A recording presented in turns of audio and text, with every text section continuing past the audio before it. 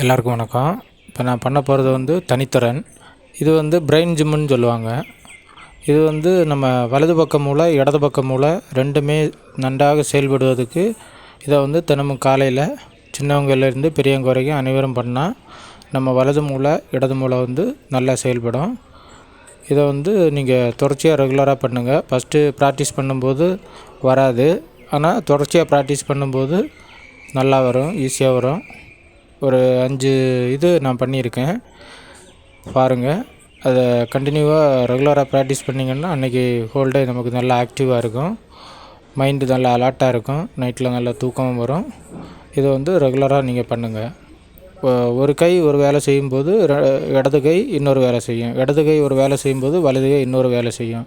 இப்படி மாற்றி மாற்றி ரெகுலராக பண்ணிகிட்டே இருக்கணும். இதை தொடர்ச்சியாக பண்ணுங்கள். தேங்க்யூ. வாங்க.